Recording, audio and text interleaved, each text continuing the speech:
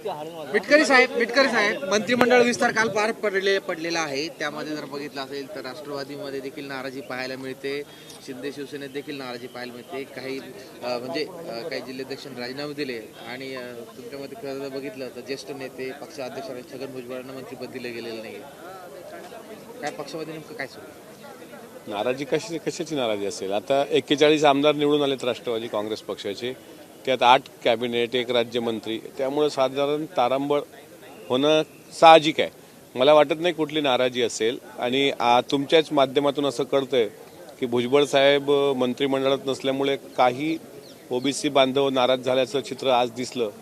ते सुद्धा राज्यसभेवर लवकरच पक्षाकडून जातील अशी माहिती पण तुमच्याच माध्यमातून मिळाली. त्यामुळे जर कोणाची काही नाराजी असेल तर ती पक्ष पातळीवर नक्कीच दूर करण्याचा प्रयत्न होतो.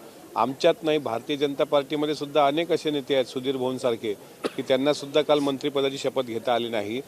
शिंदे साहेबांच्या शिवसेनेत सुद्धा दीपक केसरकर साहेबांसारखी लोक आहेत, त्यांना पण शपथ घेता आली नाही.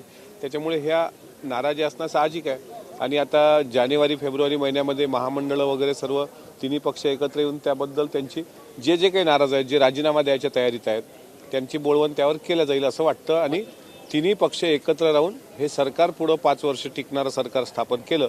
त्यामुळे आता मला असं वाटतं हे नाराजीपेक्षा विदर्भातील शेतकऱ्यांच्या संदर्भातले प्रश्न महत्त्वाचे आहेत, त्यावर फोकस झालं पाहिजे असं मला वाटतं. मिटकर साहेब, एक जागा खाली ठेवलेली आहे, एक मंत्रीपद, तर नेमकं ते कोणासाठी आहे? जयंत पाटलांसाठी की कोणासाठी नेमकं? माझा प्रश्नाचं उत्तर थांबणार. पहिले तुम्ही विचारा ना. माझा प्रश्न असा आहे की एक ते मंत्रिपद जे खाली ठेवलं ते नेमकं कोणासाठी? जयंत पाटलांसाठी की नेमकं कोणासाठी? मागही एक मंत्रिपद त्यांच्यासाठीच खाली ठेवलं होतं.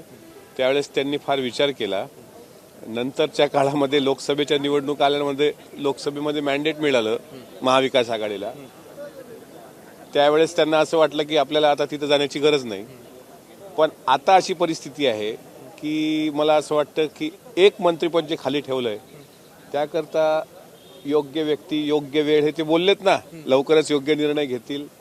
त्याच्यामुळे तो योग्य निर्णय होईल. तुम्ही बघा आता एक जागा जी राखीव ठेवलेली आहे, काय वनडाऊनला जो प्लेअर होतो ना ते वनडाऊन प्लेअर करता ठेवलेली आहे.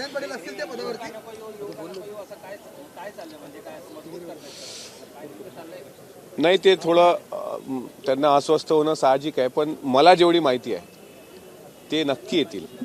दुसरं असं आहे की त्याच प्रश्नात ते लवकरच नक्की येतील, कारण त्यांनी सांगितलं योग्य वेळी योग्य निर्णय घेऊ. आणि मंत्रिमंडळाचा विस्तार झाला, योग्य वेळ झालेली आहे. आता योग्य निर्णय डिसेंबरच्या शेवटपर्यंत होणार.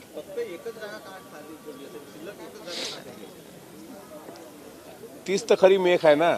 ती आता जर मी सांगितली तर त्याचा काही त्याचं गांभीर्य राहणार नाही. त्याच्यामुळे एक जागेच्या मागचा उद्देशच तो आहे, योग्य व्यक्ती योग्य निर्णय योग्य वेळ, त्याकरता एक जागा राखीव. एबीपी माझा, उघडा डोळे बघा नीट.